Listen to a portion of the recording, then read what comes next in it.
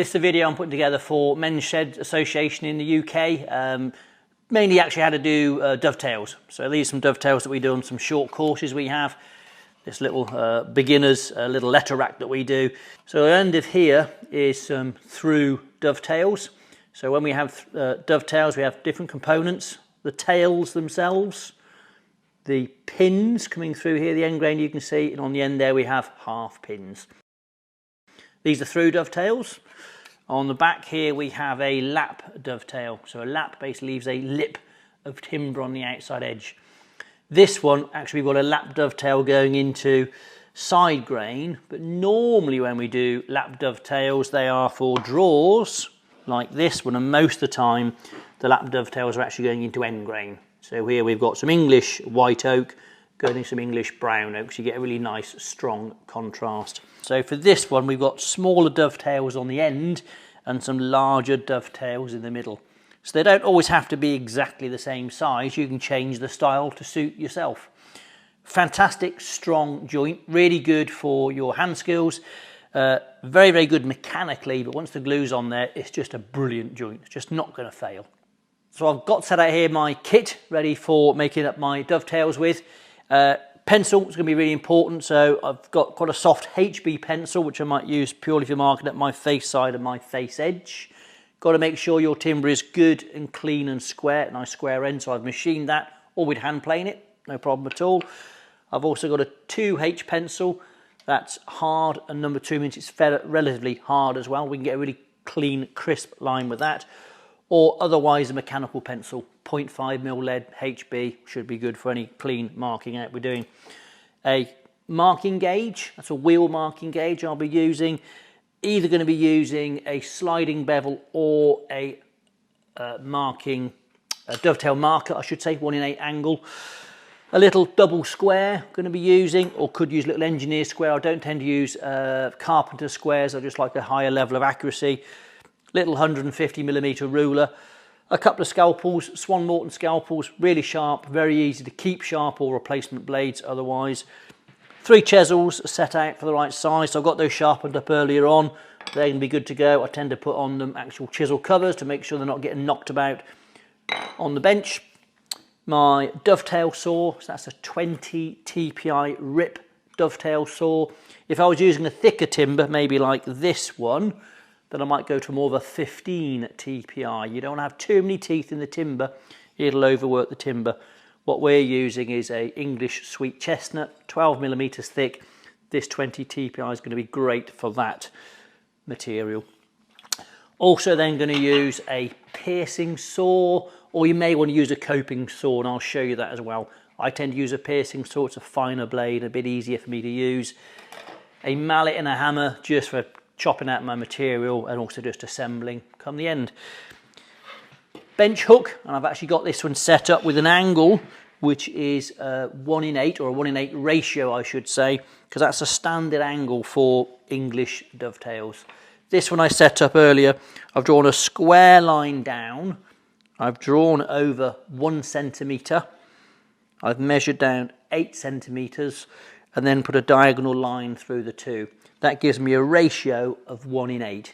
You could do 1:5 or 1:6, that's more for softwoods. For hardwoods, generally in the UK we go with 1:8, maybe even 1:9, but that's getting really quite square. But for really fine dovetails, that might be what you're looking to do. I'll get myself set up and we'll start marking out and cutting these dovetails. So one of the first things I'll do, make sure I've got good clean timber, nice and square, good square ends. Either squared up with a shooting board, or otherwise I've done that on my table saw, or maybe a mitre saw. If your timber's not square and accurate and the same thickness, life's going to get a lot more tricky for you.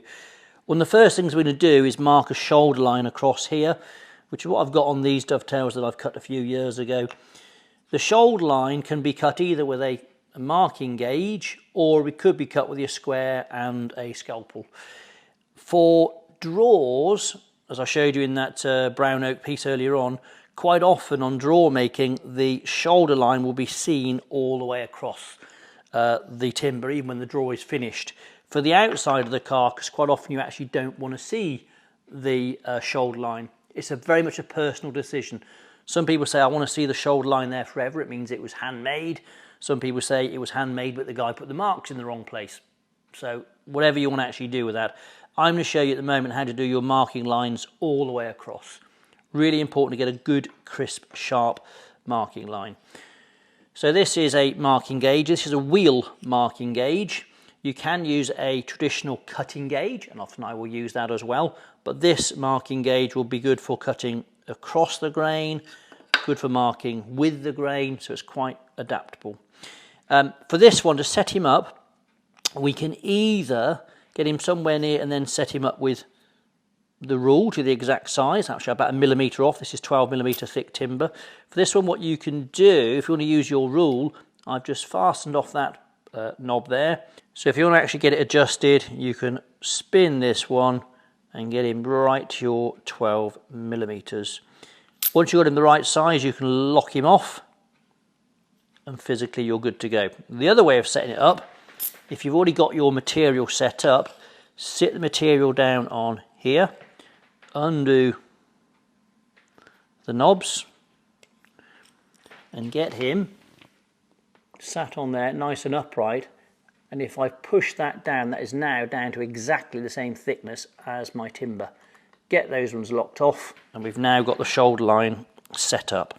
You can use him up against that end grain and do a good clean shoulder line all the way across.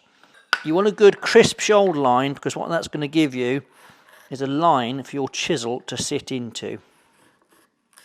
I'll do that on both pieces.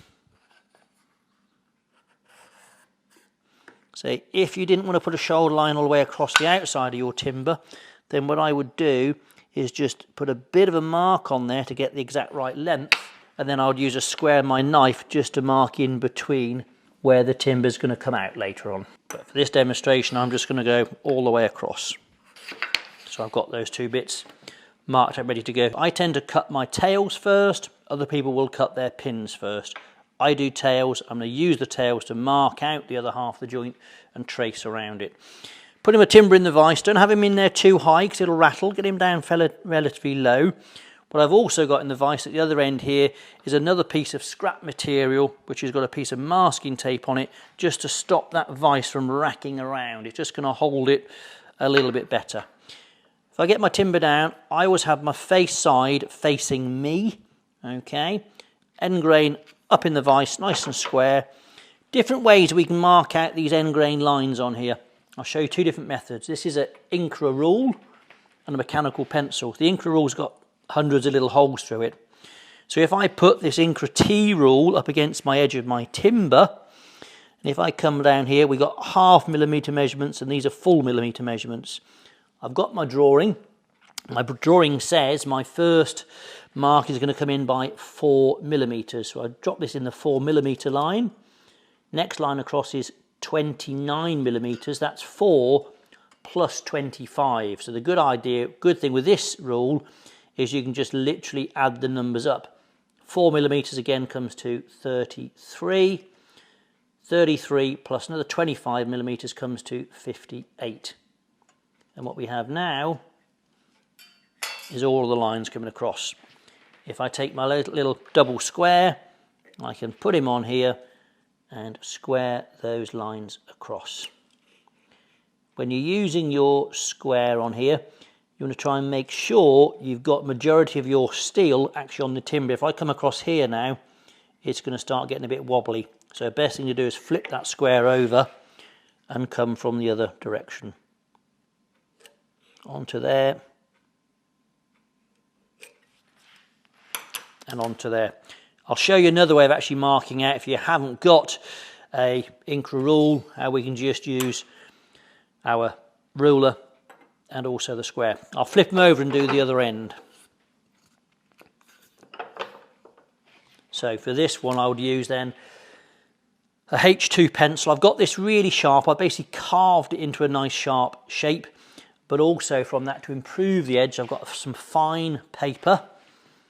And what I'm going to do is just get a nice flat edge, flip this over 180 degrees, another flat edge, and we now have more of a kind of chisel point rather than a round line. So what I'm going to do now is use a rule and a square. Again, I'm going to come in from this one end. My first measurement is 4mm in. So I will actually use my rule to push my square across to that 4mm. When I'm happy I'm there, I'll just bring this line across at 4mm. My next line should be 25mm from the 4mm line. But if I've made a mistake with my first 4mm line and I put an extra 25mm, it means this next mark is also going to be wrong. So I'm better to say 4 plus 25 is 29. So come 29mm from the outside edge. Get him on there and hold him. If this was a wider bit of timber, I'd probably just keep on going. But what's going to happen in a minute, I'm going to start getting right near the edge and have nothing to hold on to. So if I flip this timber around, I come from the other side. Again, I'm going to come 4mm. 4 plus 25 is 29.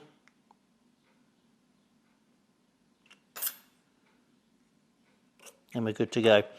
Just double check, your middle one looks right, looks pretty damn close to the 4mm. I think we're good to go. For me, again, what I would always have the face side facing me. So I'm going to turn him around this way. I'm now going to use either my sliding bevel or my dovetail marker. I'll show you how to set the sliding bevel up, but I'll probably actually use my dovetail marker. I just find it a bit easier to use. So I've got my bench hook set up with my ratio of 1:8. If I take my sliding bevel, I can bring him along and set him up to that angle, lock him off, and that's good to go. Otherwise, I could use my dovetail marker, which is preset to that 1:8 ratio, because it's such a common angle or ratio to be used in dovetailing. So on this old example, I've got my square lines marked across the end grain. Now I need to do my slopes for my dovetails. So we could use the sliding bevel, so it's set to the right angle, so it sits on the top here, and we can mark down that angle on the outside of that one. We can come across and we can mark that one. We don't want to get too close to the other end again and we start wobbling. We can either flip this over and we can flip him around the other way. So it can be actually set up 4 different ways or moved for getting all of those different angles. Be careful when you do it, don't spike yourself. These can be set up so it comes out a lot longer. I tend to have it around the halfway point. But I won't be using that. I'm actually going to use my dovetail marker to set mine up. So what I'm going to do now is actually mark out my slopes. This dovetail marker can sit on the top edge. I'm going to draw a nice crisp pencil line down to my shoulder line. So I've marked out my first 2 angles. Now I need to actually do the angle coming back the other slope. So I flip this over end to end, and now I can draw my slope coming back in the other way.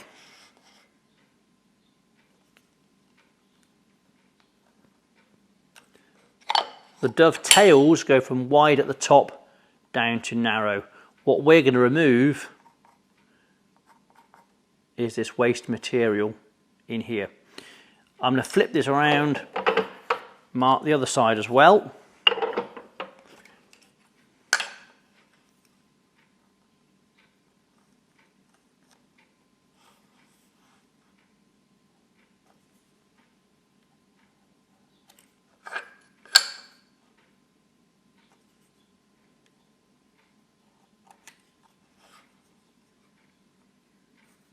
And again, just marking where the waste is going to be.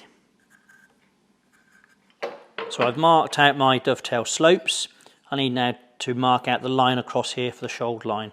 So I put that in the vise. I could use my marking gauge, but it can be a little bit tricky balance wise. So I tend to normally use my number 3 scalpel with a 10A blade and my square. Always put the stock of the square against your face side. So I put him in against the face side. Don't try and bring the square up to the line. If you drop the scalpel into the line and bring your square up to it, it'll be much more accurate.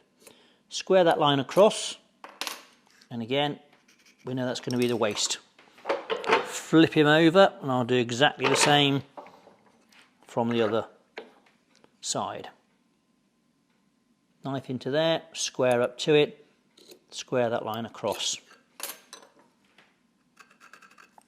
What that line has done, when I've put my knife on there, rather than going upright, I've actually leaned my knife over just about 5 or 10 degrees, done a good square line, and what's actually happened, the line is basically square down and a V across, and the V is always into where the waste timber will be.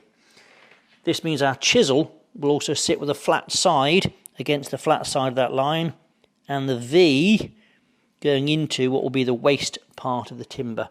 That gives you a really crisp line to work to. If you just did that with a pencil, your chisel would be walking all over the place.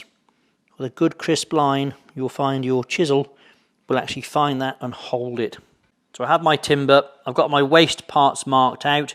I always have the face side facing me. That's the side that's always going to be seen for forevermore. Don't have him too high in the vise, have him fairly low down.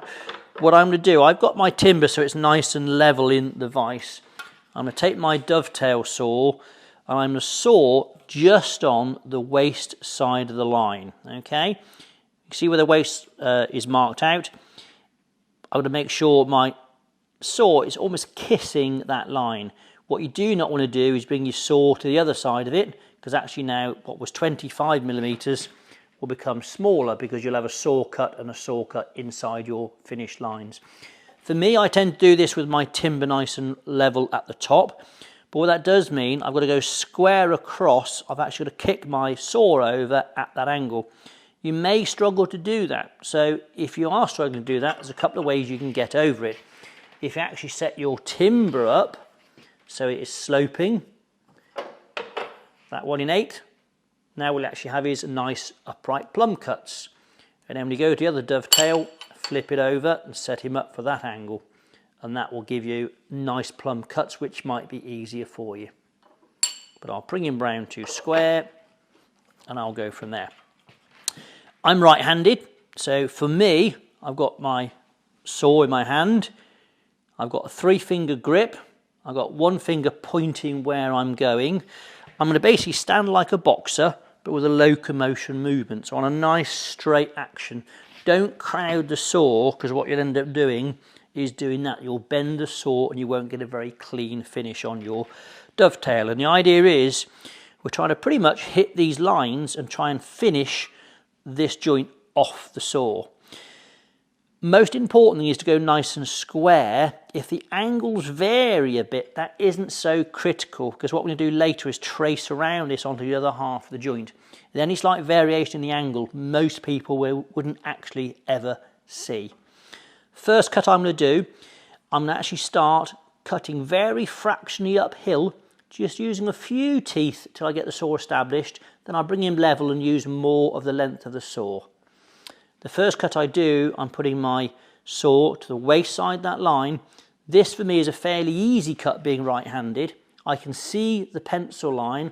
I'm going to use my knuckle just to start off where that saw is cutting. Nice and square, down on that angle, blowing the dust away as I go, and getting just so I come down to clip that line. I'll come across, I'll do this one the same again. Square across in the waist side of the line, get the saw established and cut all the way down. The next cut is a bit more tricky. I've got to go to the other angle, but also now I can't see the pencil line. The pencil line is on the other side of the saw.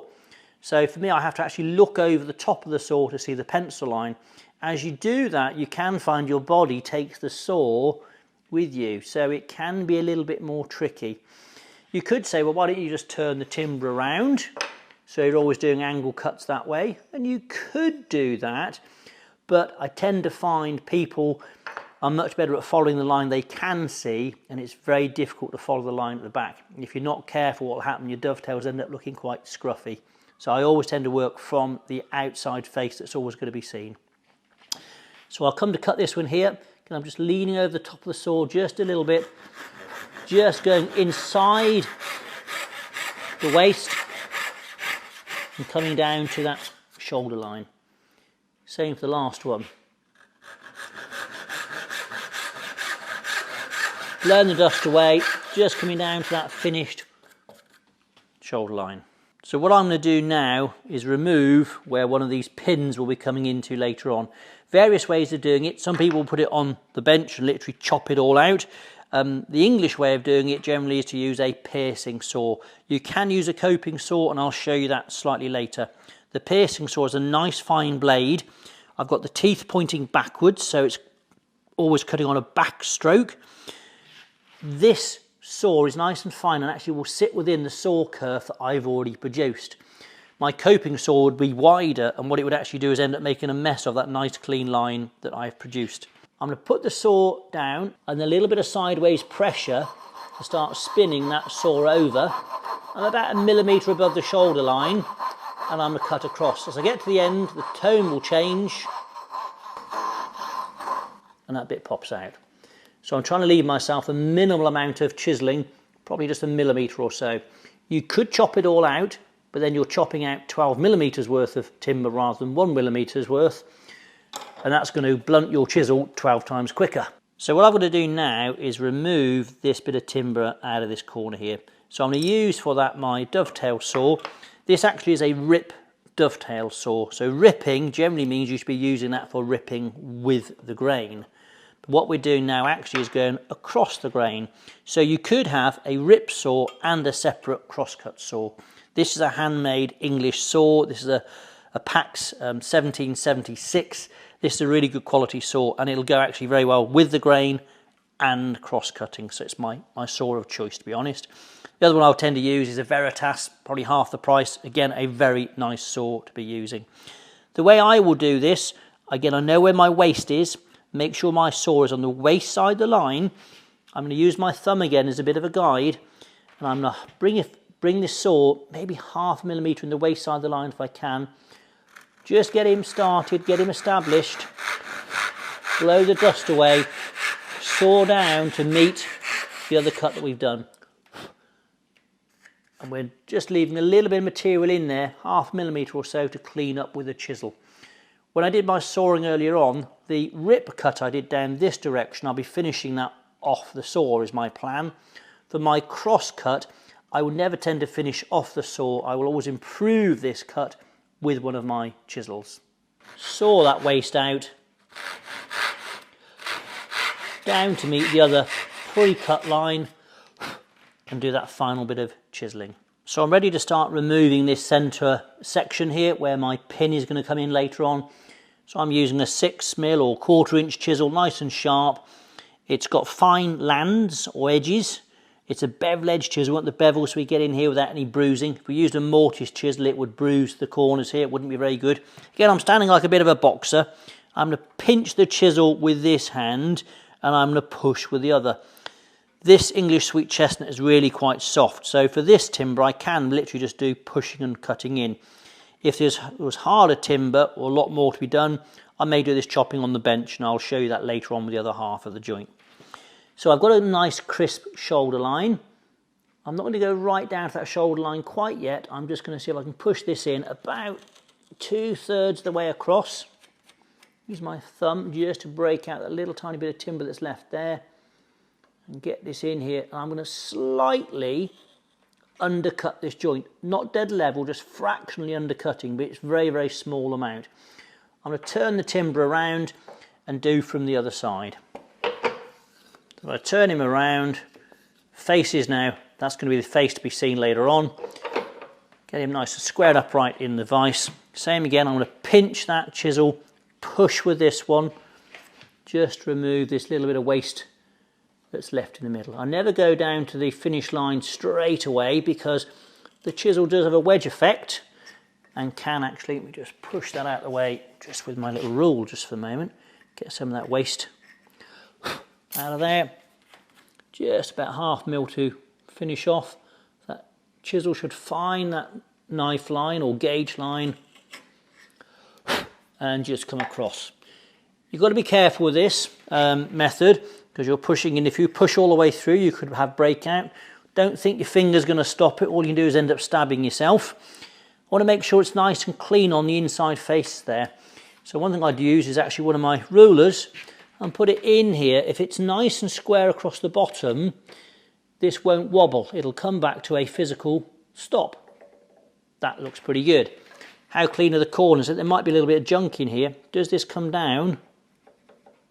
Yeah, actually, oh, you can hear a little bit of jump. There's a little tiny step in the corner there.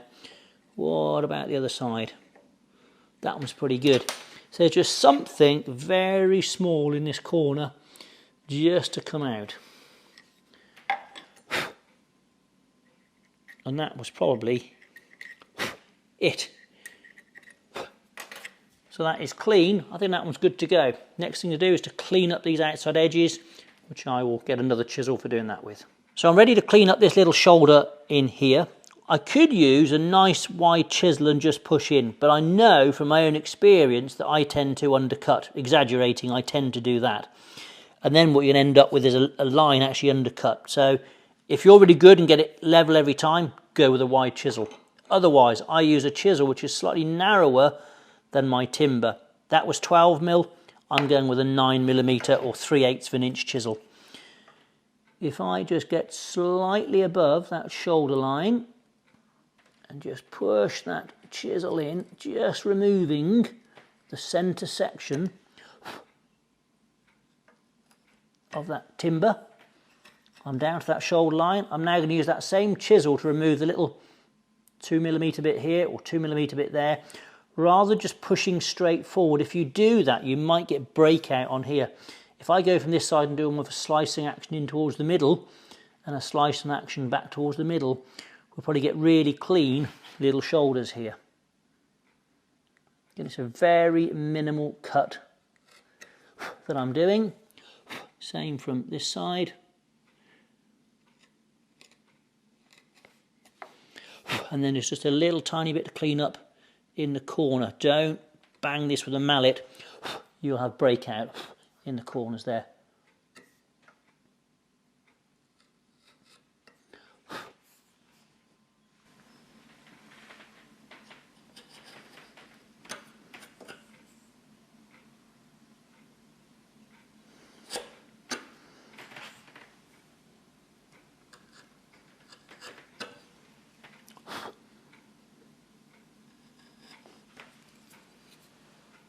Just watch out these corners. You don't want to hit that with a mallet, you'll split your timber.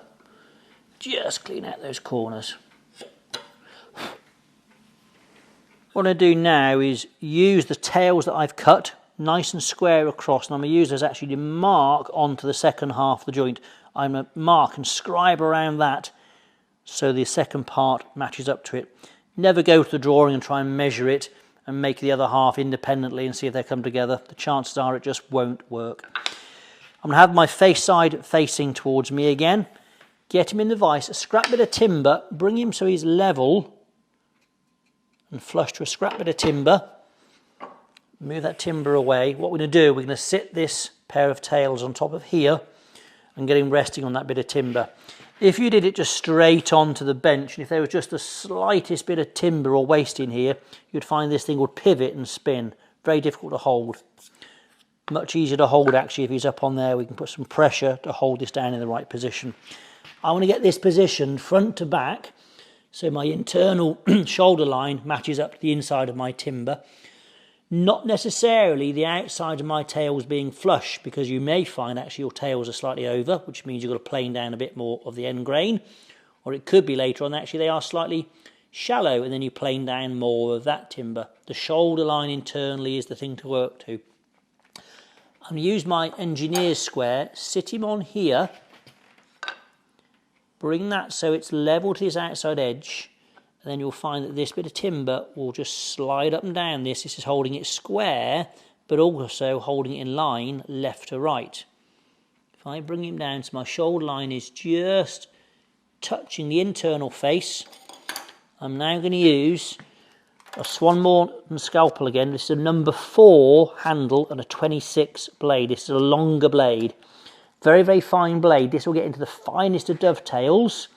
I'm going to use this to mark out exactly where my internal edges are. I want to make sure this knife line is really tight up against the dovetails that I've already cut. I'm leaning the knife in. When I come to the other edge, I'm going to lean the knife the other way, in towards that edge, and again the same in the middle. If I could get a pencil in there to mark it, that would be great, but I physically wouldn't be able to get a pencil in here, and particularly if I made these pins any smaller. If I remove that, I can now see these lines with my knife. I've got to make sure I'm now removing these larger bits are going to be my waste parts of the timber to be sawn and chiselled out in a moment. What I'm going to do now is actually square my lines down. I'm going to actually use the pencil for doing this. If I put my square on the top, line it up to where the knife lines are I've just drawn, and square a line down. Bring the square across, square the line down. I'm going to flip the square around and come from the other side. You always want the majority of the stock of the square on the timber. And then ready for the last one. I'm going to do exactly the same on the internal face.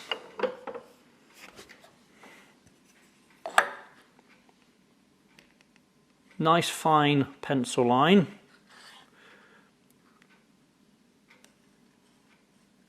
If possible, try and get that pencil line so it comes down to the shoulder and not much further. If I do a line a long way down, I'll do one. I've then got to actually end up removing all this line later on by sanding or hand planing. It's just making an extra job for yourself. So if you can, try and get your line to pretty much finish where your shoulder line is. Also, on a marking the waist to come out, the same from this side, and that's going to be ready for sawing. Now it's going to be ready for the sawing. We must make sure we've marked out where the waist is going to be. We must make sure that our saw always comes in the waist side of that line. If we come to the outside of that line, our half pins and full pins will be getting too narrow. They've got to match up the other half of the joint. Again, I'm going to use my rip saw. This is a ripping cut we're cutting down with the grain. Again, stand like a boxer. You want to cusp the saw quite carefully, almost like you're holding a baby bird. People actually work far too hard at sawing. The harder you push, the more that is going to actually grab into the timber. This is a nicely balanced and weighted dovetail saw. The idea of this, the weight on the back of that will help to bring, with gravity, the saw down nice and plumb. When I'm actually starting my cuts, I'm almost holding the saw off the timber, so it's very, very lightly cutting until it gets established. The harder I push down, the more that saw is physically just going to lock up. So the first cut I'm going to do, I've also got my face side facing me. It's going to be the outside of the joint forevermore. I'm going to do my first cut, waist side of the line.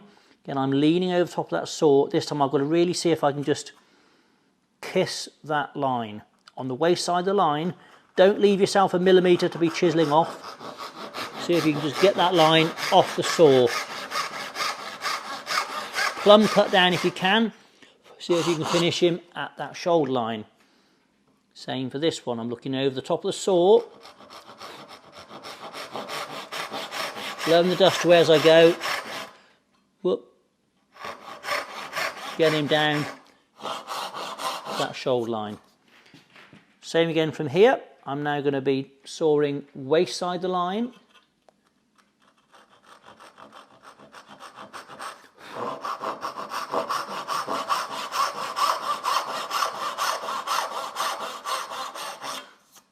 And the last one to be cut.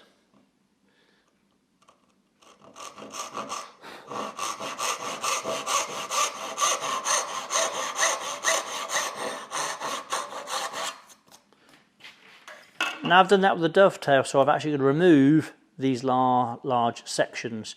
For me, I would normally do that again with my piercing saw. So what I'm going to do is bring the piercing saw down this curve cut, get to the bottom, turn the saw over, start cutting through. Starts off that 1:8 angle. I need to come square in the middle and back to 1:8 in the opposite direction. If I kept the same 1:8, exaggerating, I'd end up cutting halfway into my centre pin.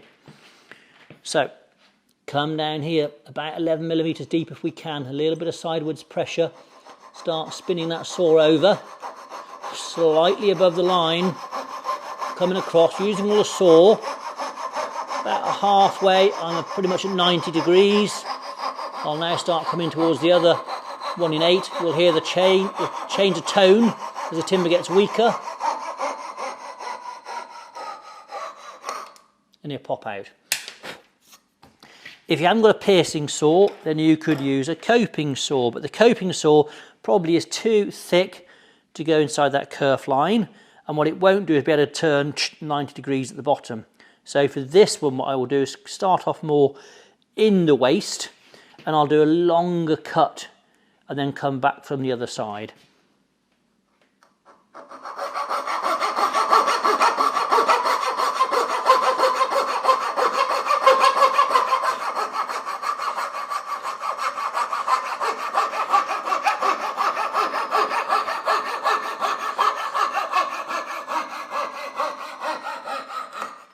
You can see this wider blade was struggling to get around that corner. I'll flip him over and go back the other way.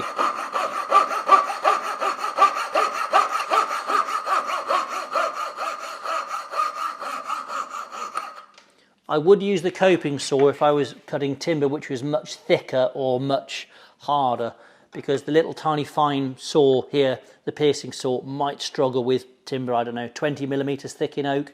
That's going to struggle. It's a job for the coping saw.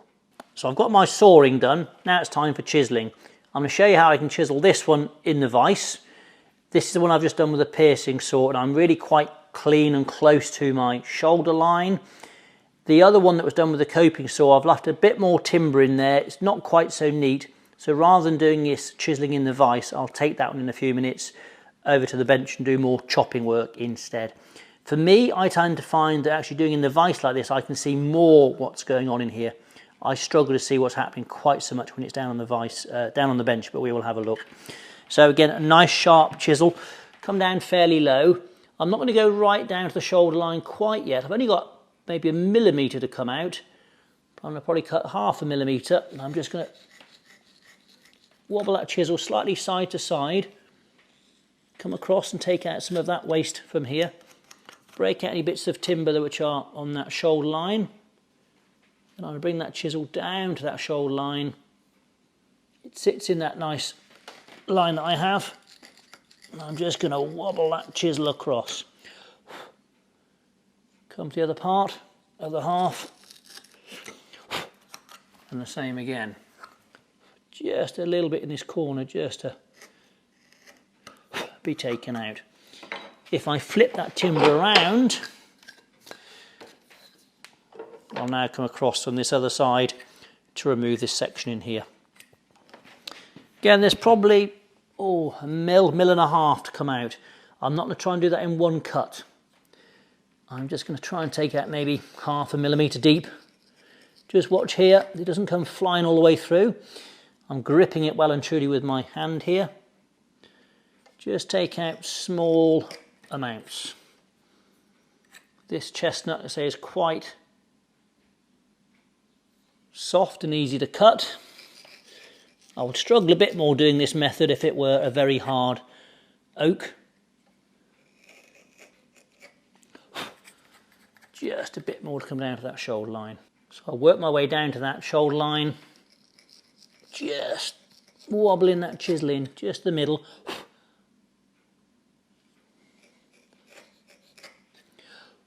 And into here.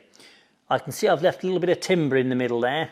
I can physically see that, but I'm hopefully the ruler would show that. I think the middle's clean. If I put the ruler on here and the ruler trick comes back and stops. If I put it on top where I know there's a bit of rubbish, I expect this. Oh, actually it comes back pretty good. Normally it would tend to wobble on there. I'd also, there's a bit in the corner there. Maybe the ruler would show there's a bit left in the corner. Just needs cleaning out into there, and a little bit over the other side as well. I get my chisel again, just very carefully clean up into these corners. It's the corners that make all the difference to make a really crisp joint.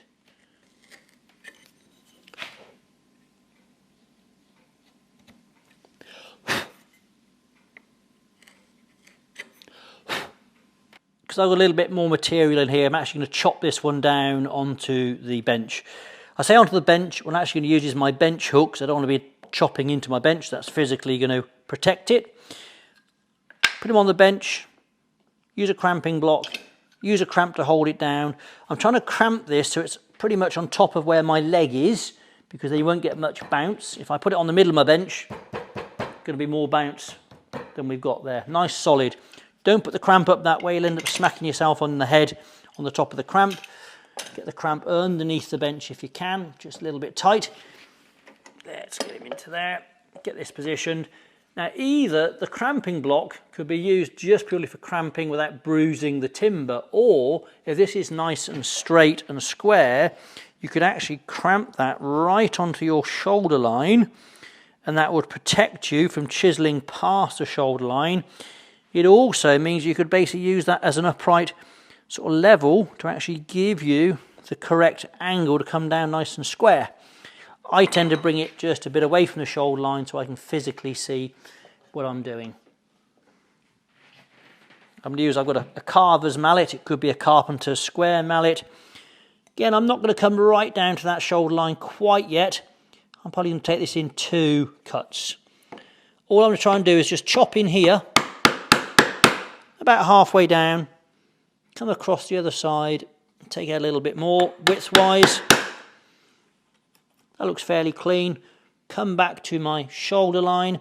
I'm trying to get my chisel lined up front to back so it just comes and touches that pin.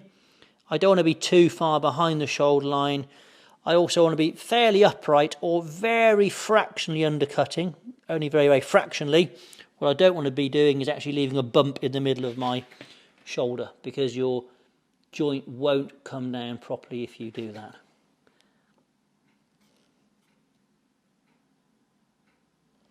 You should find the good crisp line quite well. Just bring it across, take out the last little bit widthwise, halfway down, get rid of those bits, flip that timber over.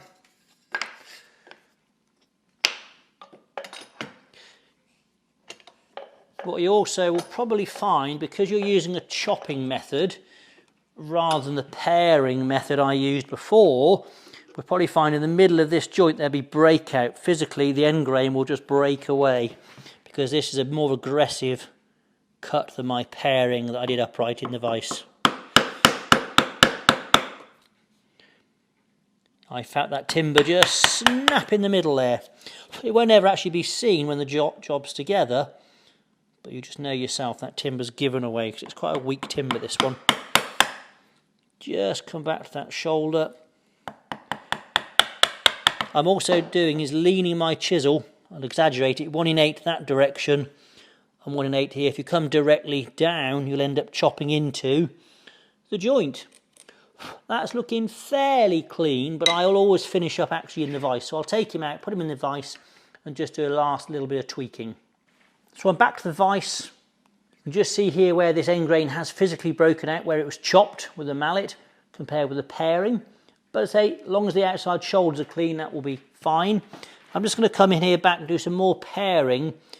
I can see more what's quite going on within the joint. Just going across that 1 in 8, just removing all these bits, a little bit in the corner there to be removed. Might do that perhaps with a scalpel. Turn him around, look from the other side.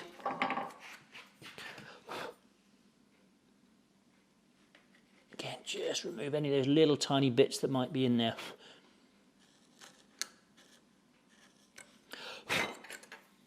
Clean these up. A little bit of mess in the corner, I'll leave that in there for the moment. Another thing you can do to actually check how accurate these joints are is, again, maybe take your square. You've got a nice machined section on here as part of the stock. Does that sit in there? Does it sit in there? Does it rock? Will it push up against the end? Is it rocking on anything rubbish in the corner? That one looks pretty clean. This one, I think, I can feel it's rocking, or even that way down, against the bit that's in the corner. So it just gives you an idea of what needs to be cleaned out. The problem with often these joints is, you know, it's not fitting somewhere. It's trying to actually find out which bit is a little bit too tight. I'm just going to flip this joint around and look at, will it go together? I think I've just missed my knife line, just very fractionally, maybe 1/4 millimetre, but it might be a fraction tight on that. I might need to just tweak that. Bring my joint together, face edges to face edge, face side to face side. If you flip this over accidentally, I doubt if it'll fit. It's got to be around this way, the way we marked it. Maybe I'll mark up, or should have done before, an A to an A on there. As I try and put this on, I'm not just going to whack it with the mallet or the hammer. I can feel this side wants to go in. This side feels a little bit tighter. Doesn't want to quite go in yet. And I think it is just a fraction here. I can see that knife line is just there. So I'd rather get it finished off the saw, but sometimes it just needs a little tiny tweak. So I'm going to take my wide chisel and I'm going to come just down the grain here. Be very careful doing this, because if the grain, as with this bit of timber, it's nice and straight here where I've actually done my dovetail. At the end here, the timber is beginning to go away a bit of an angle. If you were trying to actually chisel down this where the timber is, the grain's not so straight, the chisel can get caught up in the grain and take out more than you were looking for. Always try and do your joints if you're trying to make life easy in good straight timber. Just a little tiny bit to come off here, and it is a very, very small amount. Not with the mallet, but just paring down. I think that might just about do it.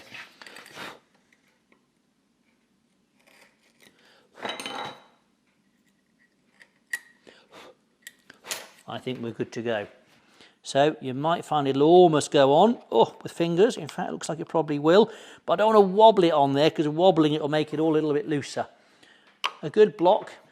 Again, I don't use my mallet. I'm going to use a little hammer, this little cross peen hammer, just to assemble that joint. And what we've now got is a really crisp, incredibly strong joint. When that is glued, that would never be coming apart again. Dovetails are an amazing joint. I think there's a few key elements to make sure you get them right. Getting your tools really sharp, getting your chisels so they really are cutting as you want them, a decent saw.